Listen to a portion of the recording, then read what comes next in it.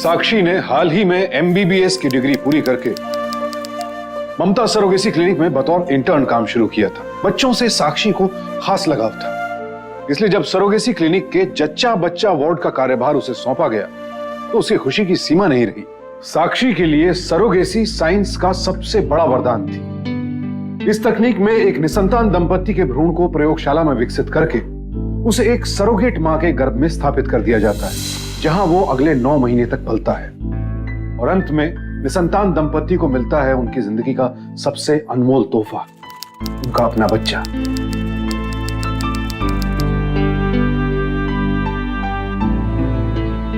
Thank you so much, ये सब आपकी वजह से हुआ।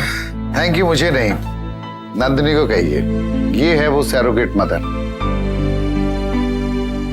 जिसने आपके बच्चे को 9 महीने अपनी कोख में रखा और जन्म दिया। भारत में सरोगेसी का कानून सन 2005 में लागू किया गया। इसके अंतर्गत एक निसंतान दंपति को एक सरोगेट मां अपनी कोख स्वेच्छा से उधार पर देती है। इससे सरोगेट मां को आजीविका का एक साधन मिल जाता है और निसंतान दंपति को बच्चा। ऐसा कानून में लिखा है, ऐसा साक्षी सोचती थी। लेकिन सच तो यह था कि इस क्लिनिक में सरोगेसी की आड़ में हर दुष्कर्म किया जा रहा था। सरोगेसी से जुड़े सारे कानूनों का उल्लंघन करके एक बाजार की तरह नन्ही जानों की खरीद फरोख्त की जा रही थी। और जब साक्षी को यह पता चला तो वो दंग रह गई।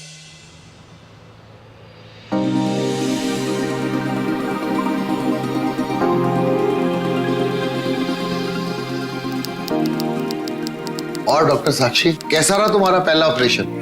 क्या कहूँ मामा जी, it was amazing.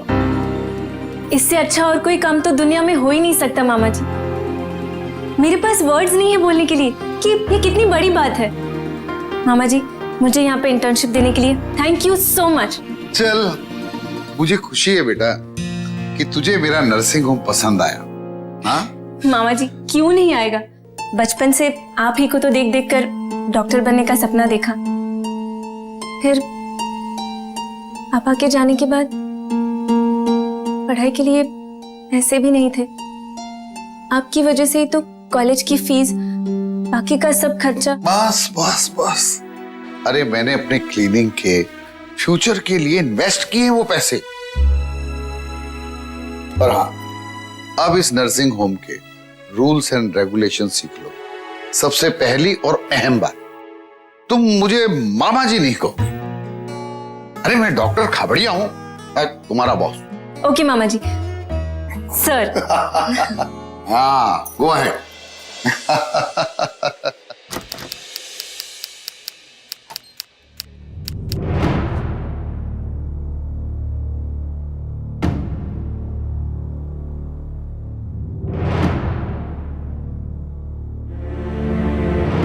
Nurse, ward boy. अरे यहाँ कोई नहीं।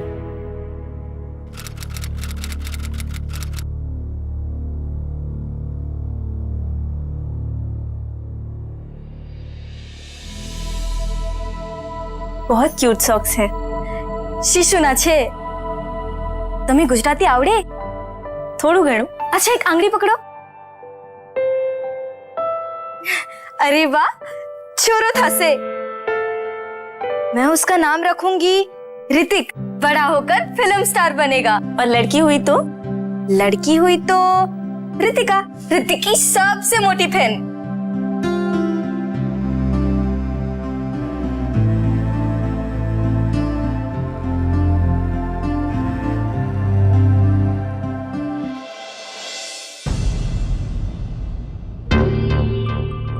गुंजन का 8वां महीना चल रहा है, लेकिन गुंजन, तुम खाना पीना दवाइयाँ सब ठीक से ले रही हो ना? हाँ, मुझे जो भी देते हैं मैं खा लेती हूँ।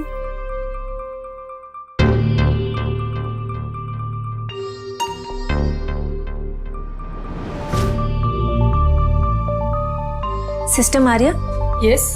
आपने सरोगेसी वार्ड नंबर 2 की हालत देखी है? ऐसा लग रहा है कि हफ्तों से सफाई नहीं हुई है। तुम्हारा काम है सफाई करना? नहीं, लेकिन नहीं तो फिर दूसरों के काम में दखल अंदाजी मत करो। I am sorry sister Maria, लेकिन गुंजन का 8वां महीना चल रहा है और वो पहले से ही बहुत वीक है। उसे जरा सा भी इन्फेक्शन हो गया तो उसकी डिलीवरी में कॉम्प्लिकेशंस आ सकते हैं। आप समझ नहीं रही है। कल की मेडिकल कॉलेज से पढ़कर आई हो और हमें अपना काम सिखा रही हो। यहाँ पर ऐसे ही होता है। सिस्टर मैं सिर्फ बस।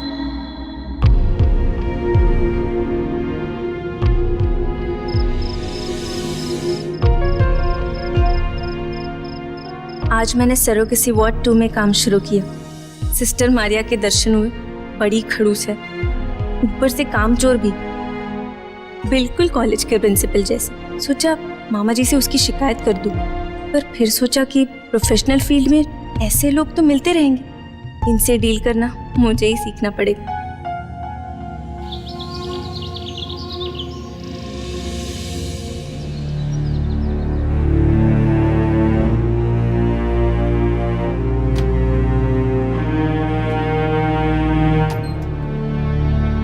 थोड़ा अच्छे से साफ कीजिए और फिनाइल डाल के फिर से साफ कीजिएगा। सारे कामचोर हैं यहाँ पे। ડોક્ટર બેન, good morning. Good morning Gunjan. लागे छे आ वर्षे बहुत ठंडी पड़से, तभी तो शिशु के लिए मौसम बना रही हूँ। सोच रही हूँ स्वेटर भी बना दूँ और उस पे गुजराती में ऋतिक लिख दूंगी, जैसे टीवी में पहनते ना, बिल्कुल वैसे। केतलो मस्त लागे ना। पर क्या फायदा, शिशु को तो नई माँ मिल जाएगी। पिछले 3 बार भी यही हुआ।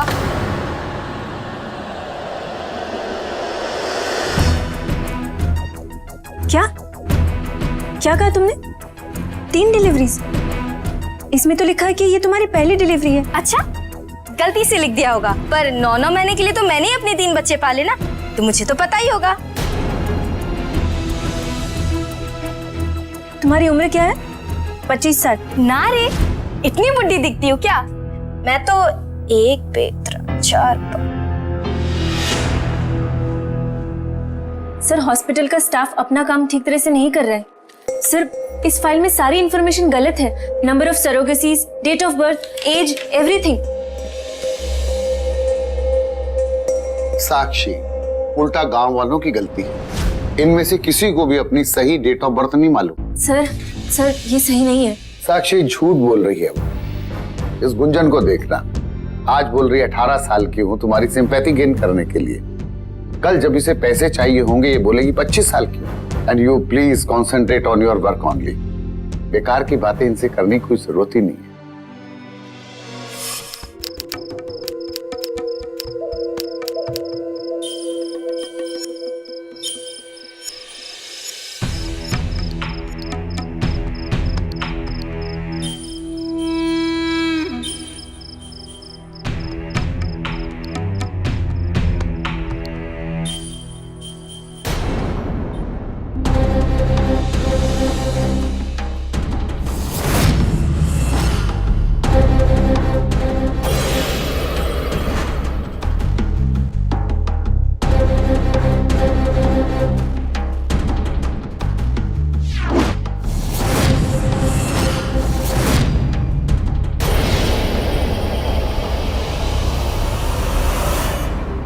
ये कैसे हो सकता है?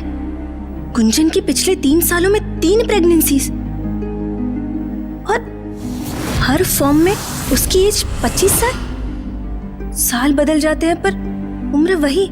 सारे फॉर्म्स पर मामा जी के सिग्नेचर और ऊपर से हर फॉर्म पर लिखा है कि ये उसकी फर्स्ट सरोगेसी है।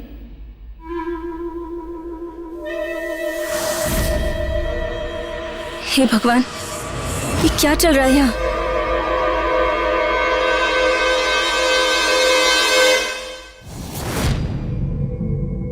ये लाइट किसने ऑन की?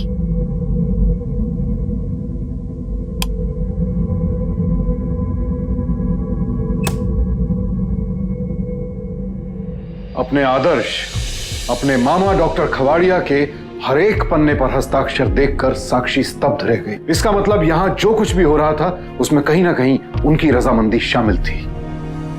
इस सच की कड़वाहट बर्दाश्त करना मुश्किल था। आखिर किसी के आंगन में किलकारियों की गूंज के लिए किसी की हंसी छीनी जा रही थी। एक जीवन को धरती पर लाने के लिए धरती पर मौजूद एक जीवन को नर्क बनाया जा रहा था। चंद रुपयों से चुंदियाई कुछ आंखें कोख को कारखाना बना रही थी। संवेदनाओं से दूर इस कारोबार की सच्चाई अब साक्षी की आंखों के आगे आने लगी। उसने अपने स्तर पर छानबीन शुरू की तो एक एक करके जो हकीकतें उसके सामने आईं, उनसे उसके पैरों तले की जमीन खिसक गई। तोरल गोराड़िया, सुनिए। कौन छे जिससे सोने भी नहीं देते मुझे। देखिए, आज से आपका चेकअप भी मैं ही करूंगी। डॉक्टर बेन, ये तोरल बेन है ना, कभी सीधे मुंह जवाब ही नहीं देती। देखिए, मुंह खोलिए।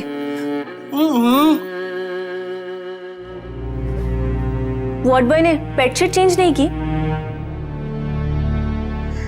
ए गुंजन, इस कलयुग में ये हरिश्चंद्र की बेटी कहाँ से आ गई?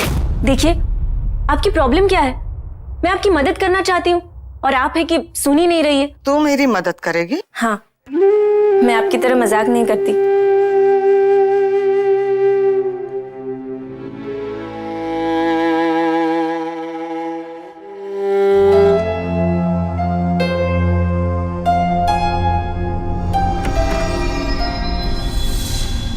मामा जी, आपने सरोगेसी वार्ड 2 में तोरल बहन का हाल देखा है? वो पिछले 7 साल से यहीं पड़ी है। हम उन्हें उनकी फैमिली के पास क्यों नहीं भेज देते? तुम्हें क्या लगता है मुझे खुशी मिलती है उनको रोककर? मैंने कितनी कोशिश की लेकिन नहीं भेज पाया। क्यों नहीं भेज पाए? आओ मेरे साथ और देखो, ये झोपड़पट्टी फैली हुई, दूसरे डिस्ट्रिक्ट्स में इससे भी बुरे हालात हैं और इसीलिए ये गांव वाले अपनी औरतों को हमारे पास छोड़कर चले जाते हैं और उनसे मिलने वाले पैसे से अपना घर चलाते हैं। हम लाख कोशिश करें तो भी ये वापस लेने नहीं आते। पर मामा जी, मैंने अभी अभी कुछ नर्सेस से बात की और उनसे पता चला कि मैनेजमेंट की तरफ से इन औरतों पर पाबंदी है। उन्हें अपने घर वालों से ना मिलने के ऑर्डर्स दिए गए हैं। यहाँ के लोग इस झोपड़पट्टी में बदतर जिंदगी व्यतीत करते हैं, हजारों बीमारी शरीर में लिए घूमते रहते हैं। अगर इनको उन औरतों से मिलवाया तो उन्हें भी इन्फेक्शन लग जाएगा और उसके बाद सैरोगेट मदर और बच्चे की जान भी जा सकती है। पर मामा जी, ये औरतें सालों से अपने घर वालों से दूर हैं, बिना किसी को अपने दिल की बात बताए अपने दुख दर्द बांटे। उनका वहां दम घुट रहा है। और जरा सोचिए, अगर सरोगेट मदर्स इमोशनली, साइकोलॉजिकली इतनी स्ट्रेस में रहेंगी तो उनके गर्भ में पलने वाले बच्चे का क्या होगा? साक्षी, अगर किसी पर्टिकुलर पेशेंट को बहुत प्रॉब्लम है तो ठीक है, उसे उसके घर वालों से मिला देते हैं, लेकिन हाँ, हॉस्पिटल स्टाफ की निगरानी में। लेकिन मामा जी, मुझे कुछ और भी पता चला था गुंजन के बारे में। साक्षी, बस, मुझे और भी बहुत सारे काम हैं, ये सब बातें बाद में भी कर सकते हैं।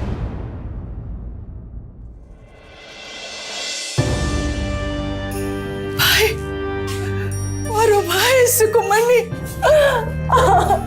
अपनी बहन की याद आ गई तुझे?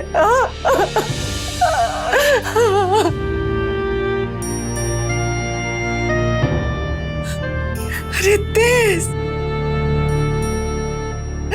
ये तो बिल्कुल तुझ पे गया रे।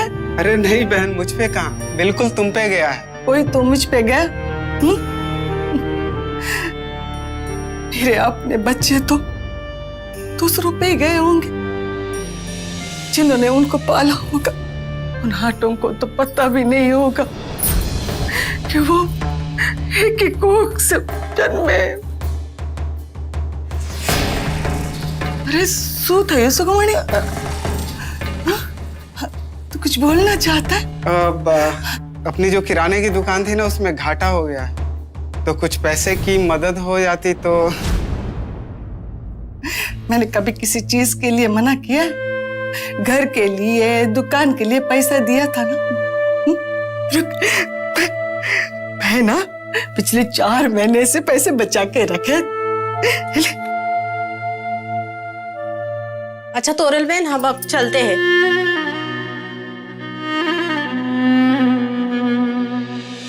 चलिए।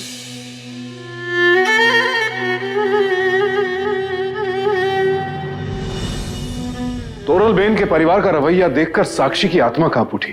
वाकई गुंजन और तोरल बेन जैसी औरतें अपने परिवार के लिए पैसा पैदा करने की मशीन और दूसरों के लिए सिर्फ बच्चा पैदा करने की मशीन बनकर रह गई थी।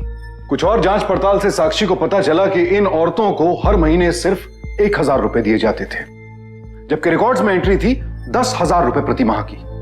अत्याचार की इंतहा हो चुकी थी। सरोगेट माओं के शारीरिक स्वास्थ्य के साथ साथ उन्हें मानसिक रूप से भी स्वस्थ होना चाहिए और इसके लिए उन्हें समय समय पर परिवारजनों से मिलवाना जरूरी है।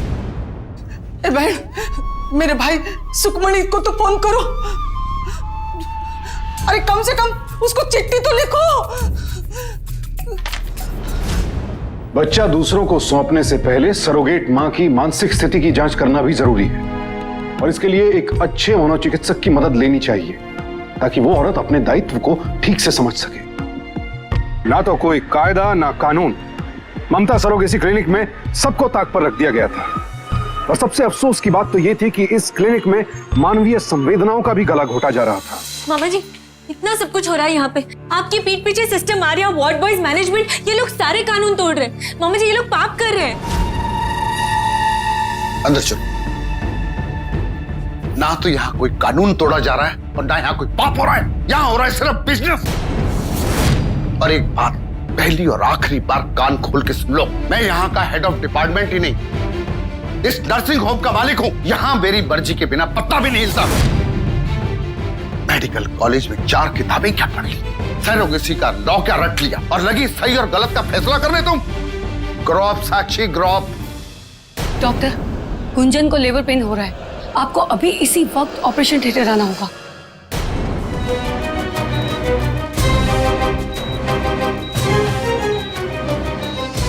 डॉक्टर खवाड़िया, इसकी हालत बहुत नाजुक है सर, इसकी जान भी जा सकती है। चुप, बिल्कुल चुप। तुम्हें कुछ मालूम नहीं। मुझे 27 साल का एक्सपीरियंस है। नई नई ट्रेनिंग आके मुझे बताएंगे कि मुझे क्या करना चाहिए और क्या नहीं करना चाहिए। चुपचाप खड़ी रहो, मैं तुमसे बाद में बात करूंगा। डॉक्टर, ये ऑपरेशन हुआ तो गुंजन या बच्चा दोनों में से एक ही बचेगा। बच्चे को बचाना होगा, मैं एडवांस ले चुका हूं।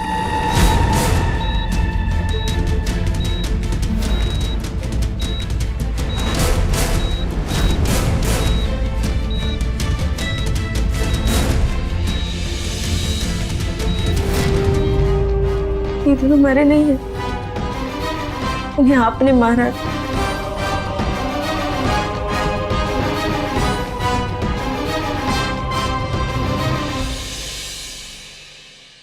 हर डॉक्टर मेडिकल प्रोफेशन में कदम रखने से पहले एक शपथ लेता है कि वो हर रोगी, हर बीमार का निस्वार्थ भाव से इलाज करेगा, पेशेंट्स के बीच कभी पक्षपात नहीं करेगा, हर जख्म का इलाज करेगा और कभी भी किसी के शरीर को बेवजह क्षति नहीं पहुंचाएगा। जाहिर है, अपने 27 साल के अनुभव में डॉक्टर खवाड़िया इस शपथ को भूल चुके थे, लेकिन साक्षी को वो शपथ न सिर्फ याद थी बल्कि वो उसके जज्बात को हर पल कुरेद भी रही थी। ऊपर से गुंजन की मौत ने उसे झकझोर कर रख दिया था। लाख चाहने पर भी डॉक्टर खवाड़िया के खिलाफ आवाज उठाना साक्षी के लिए बेहद मुश्किल हो रहा था, क्योंकि वो न सिर्फ उसके मामा थे, एक समय उसके आदर्श भी रहे थे। बहुत एहसान थे उनके साक्षी और उसके परिवार पर। लेकिन अगर अपनों पर एहसान करने वाला दूसरों के लिए शैतान बन जाए तब क्या करना चाहिए? क्या इंसानियत के इस पवित्र पेशे को रिश्तों और एहसानों तले दबा देना चाहिए या फिर अन्याय के खिलाफ बगावत का बिगुल बजाना चाहिए? यही अंतर्द्वंद चल रहा था साक्षी के मन में।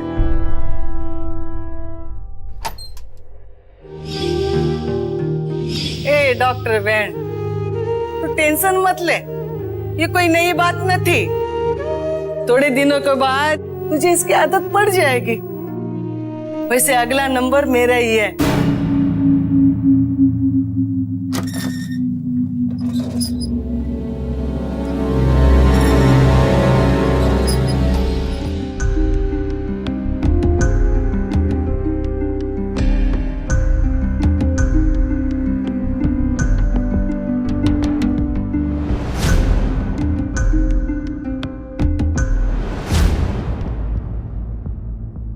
नंदिनी की रीडिंग्स ले लेना, अगला आईवीएफ इम्प्लांट इसी के गर्भ में होगा। क्या?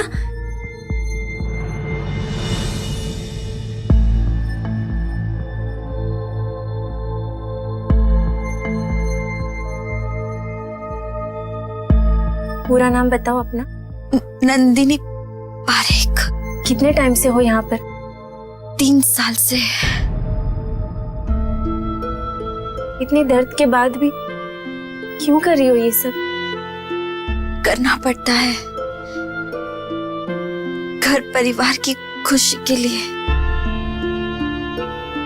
अच्छा सुनो, मुझे तुम्हारे घर का एड्रेस बताओ। सर वो नई पार्टी आई है दिल्ली से। ठीक है, उन्हें अंदर भेज।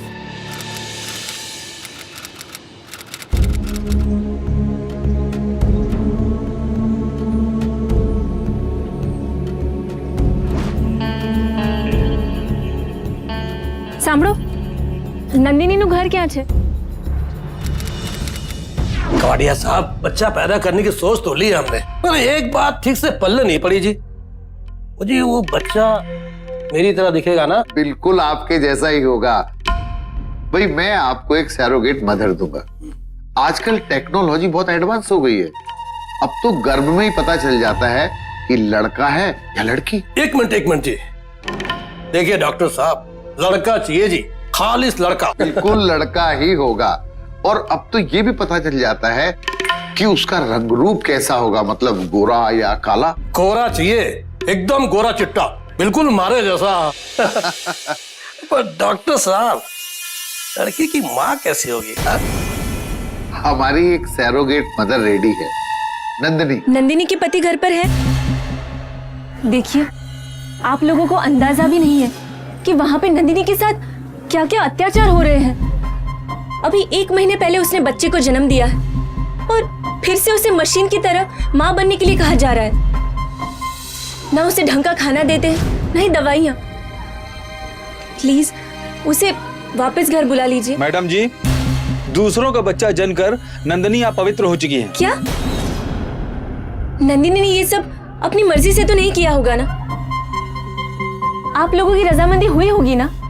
फिर आप लोग ऐसा कैसे कह सकते हैं? पत्नी है इसकी, धर्म है उसका अपने पति और बच्चों के लिए बलिदान देने का। उसने अपना धर्म निभाया है। और मैडम, अगर उसको घर पे बुला लेंगे तो फिर आसपास के लोग क्या कहेंगे? लोग क्या कहेंगे? जब आपने उसकी कोख का सौदा किया तभी नहीं याद आया कि लोग क्या कहेंगे? मैडम जी, आप नंदिनी से जाकर कहिएगा कि हम कभी कभी उससे मिलने के लिए आ जाएंगे, लेकिन इस घर में लौट कर आने की कोई जरूरत नहीं है। एक प्रसिद्ध अंतर्राष्ट्रीय समाचार पत्रिका के आंकड़ों के अनुसार मेडिकल सरोगेसी भारत में एक कारोबार बन चुका है, जिसका सालाना टर्नओवर करीब 2000 करोड़ रुपए है। कई निसंतान दंपति तो यूएसए, ब्रिटेन और कनाडा जैसे दूर दराज के देशों से आते हैं, क्योंकि जहां यूएसए में मेडिकल सरोगेसी का खर्चा 60,000 से $1.5 लाख यानी कि 30 लाख रुपयों से 75 लाख रुपयों तक है, वहीं भारत में वैध अवैध तरीकों से ये राशि बेहद कम हो जाती है। इसके बावजूद अफसोस के इस रकम का ज्यादातर हिस्सा अस्पतालों, फार्मास्यूटिकल कंपनीज, डॉक्टर्स और एजेंट्स इत्यादि को चला जाता है। और जो सरोगेट माएं दूसरों के बच्चों को जन्म देने के लिए अपने जीवन के 9 महीनों का बलिदान कर देती हैं, उनके हाथ आते हैं सिर्फ मुट्ठी भर पैसे, और उनकी व्यथा यहीं खत्म नहीं होती। अस्पताल से लौटने के बाद समाज उनके चरित्र पर सवालिया निशान खड़ा कर देता है। जिन अपनों के लिए इन्होंने अपने मां होने के एहसास तक को गिरवी रख दिया, वही अपने इन्हें अपनाने में संकोच करने लगते हैं। लिहाजा अब साक्षी के सामने एक नई 2 चुनौतियां थी।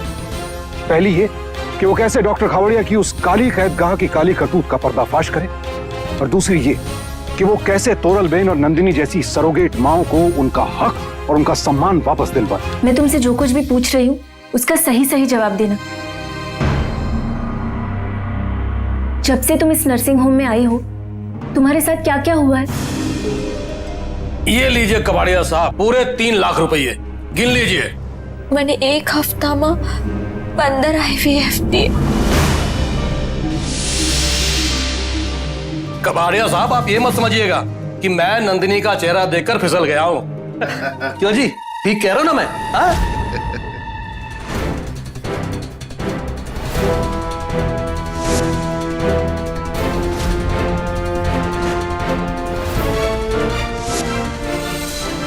अभी तू क्या मुझे पिक्चर की हीरोइन बनाएगी? नहीं, आपकी जिंदगी की असली पिक्चर दुनिया के सामने लाऊंगी। जी हाँ इंस्पेक्टर, वो नर्सिंग होम नहीं है, नर्क है सर। सर वहाँ पे मेडिकल सरोगेसी की आड़ में औरतों का बुरी तरह से शोषण हो रहा है सर। जच्चा बच्चा दोनों की जान के साथ खिलवाड़ हो रहा है सर। सारे कानून तोड़े जा रहे हैं। लेकिन ये सब कौन करवा रहा है? ना तो यहाँ कोई कानून तोड़ा जा रहा है और ना यहाँ कोई पाप हो रहा है। यहाँ हो रहा है सिर्फ बिजनेस। बच्चे को बचाना होगा, मैं एडवांस ले चुका हूं।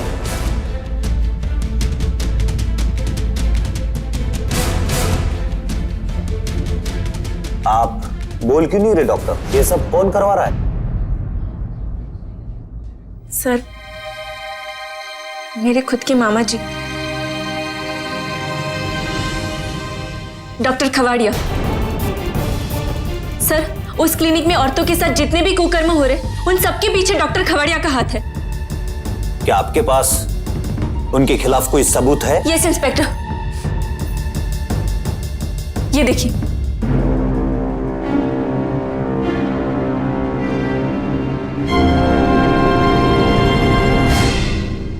डॉक्टर कवाड़िया कहां पे? उन्हें बोलिए पुलिस आई है। डॉक्टर कवाड़िया जी, आपके खिलाफ एफआईआर दर्ज कराई गई है। किसने की?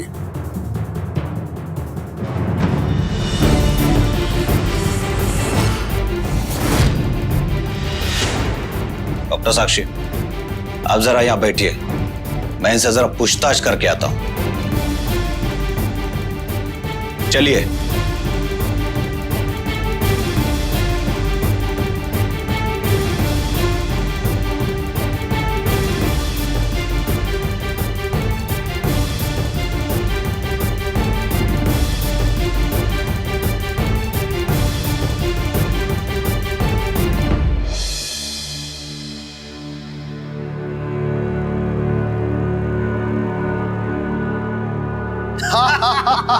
अब की बार फुर्सत में आओगे? जरूर जरूर। चलो बैठते हैं आराम से।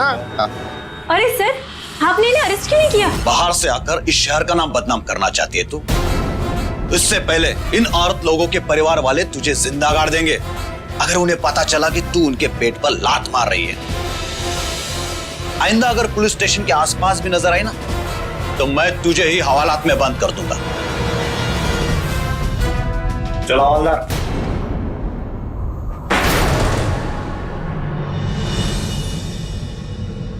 मैंने तुम्हें समझाने की बहुत कोशिश की, लेकिन तुम नहीं समझी और लगी मेरा नुकसान करने। मुझे आपसे बात करते हुए घिन आ रही। जब मेरे पैसे लेकर कॉलेज में पढ़ रही थी तब घिन नहीं आ रही थी, लेकिन एक बात, तुम अभी और इसी वक्त ये नर्सिंग होम और ये शहर छोड़ के जाओगी, वरना जो हाल गुंजन का हुआ वही हाल तेरा होगा।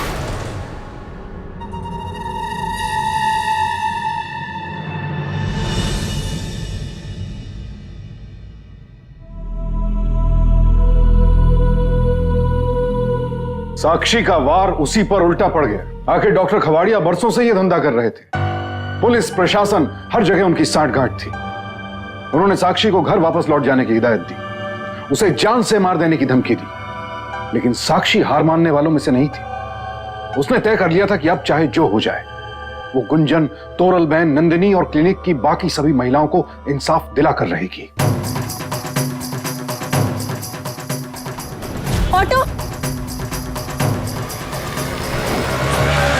भैया प्लीज जल्दी कीजिए।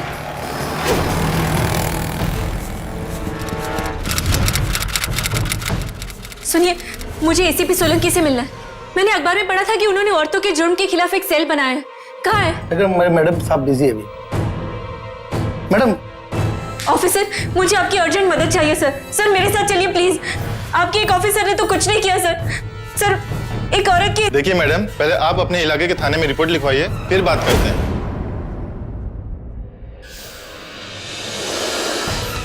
सर जल्दी कीजिए सर। सर नंदिनी के साथ बहुत गलत होने जा रहा है। देखिए हमारे पास बहुत सारे काम, प्लीज आप बाहर वेट कीजिए। अरे इनकी रिपोर्ट क्यों नहीं लिखते? सर मैडम सुनती नहीं है, मैंने बोला था रिपोर्ट लिखवाने के लिए। Report report report. सर ये देखिए, इन सारे सबूतों के बावजूद भी आपके उस करप्ट ऑफिसर ने कुछ नहीं किया। सर आप ये मत समझिएगा कि मैं अकेली हूं तो कुछ नहीं कर सकती। मैं दिल्ली तक जाऊंगी और जरूरत पड़ी तो राष्ट्रपति तक भी। आप शांत हो जाइए। सर कैसे शांत हो जाऊं?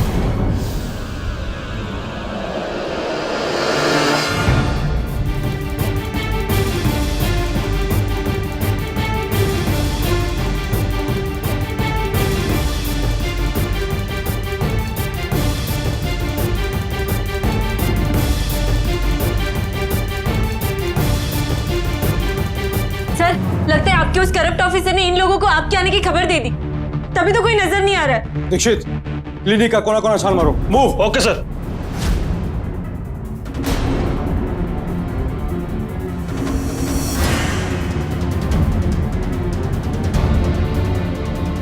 सर अपनी काली करतूत के सारे सबूत लेकर भाग गए ये लोग। सर वार्ड में चेक करते। हे भगवान, नंदिनी कहाँ गई और तोरल बेन में दिखाई नहीं दे रही है।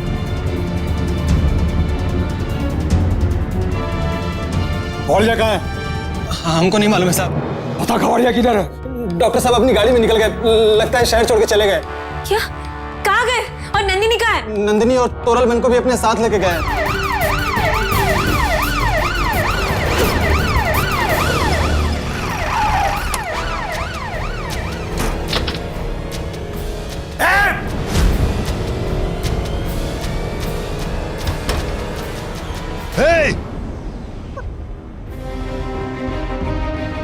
ले चलो इसे। सर या मामा जी कहलाने के लायक तो आप रहे नहीं, पर आपको जेल भेजने से पहले याद दिलाना चाहती हूँ वो शपथ जो हमें मेडिकल प्रोफेशन में दाखिल होने से पहले दिलवाई जाती है। मिस्टर खवाड़िया, याद कीजिए वो शपथ और जिंदगी भर अपने पापों की सजा भुगतिए। डॉक्टर खवड़िया को गिरफ्तार कर लिया गया, उन पर मुकदमा चला, उन्हें सजा तो मिली ही, साथ ही साथ मेडिकल काउंसिल ने उनके डॉक्टरी के लाइसेंस को भी रद्द कर दिया। साक्षी के साहस और दृढ़ निश्चय ने एक बहुत बड़े बदलाव को जन्म दिया। एक तरफ तो ममता सरोगेसी क्लिनिक के काले कारोबार पर ताला लगा और दूसरी तरफ उसकी कोशिशों से एक सामाजिक परिवर्तन की शुरुआत हुई। क्योंकि यह केस मीडिया में काफी चर्चा में रहा, इसलिए लोगों में मेडिकल सरोगेसी को लेकर जागरूकता बढ़ी और कुछ स्वयंसेवी संस्थाओं ने भी साक्षी की मुहिम को आगे बढ़ाने के लिए हाथ से हाथ मिलाया। नतीजा, धीरे धीरे सरोगेट माओं को उनका सम्मान वापस मिलने लगा। तोरल बेन और नंदिनी को उनके परिवार ने वापस अपनाया। लेकिन हमें इस पड़ाव पर रुकना नहीं है। साक्षी ने जो मुहिम शुरू की है उसे कायम रखना है। अगर आप सरोगेसी के द्वारा बच्चा चाहते हैं तो जरूर आगे बढ़ें, लेकिन सरोगेट क्लिनिक और उसके कामकाज के तौर तरीकों के बारे में पूरी मालूमात करने के बाद ही ये अहम कदम उठाएं। साथ ही साथ हम केंद्रीय और राज्य सरकारों से भी अपील करते हैं कि आज के हालात को ध्यान में रखते हुए सरोगेसी से जुड़े कानून और सख्त बनाएं और साथ ही एक समिति का गठन भी हो जो देश भर में चल रहे सरोगेसी क्लिनिक्स की नियमित रूप से जांच करे और सरोगेट माओं के हालात पर भी नजर रखे, ताकि सरोगेसी के रूप में इंसानियत को मिला ये वरदान महज एक धंधा बनकर न रह जाए। याद रखिए, जब एक मां सुरक्षित होगी, सुखी होगी, तभी बच्चा भी स्वस्थ होगा। आप सब सावधान रहिए, सुरक्षित रहिए। अब मैं सुशांत सिंह आपसे इजाजत लेता हूं। सावधान इंडिया, इंडिया फाइट्स बैक।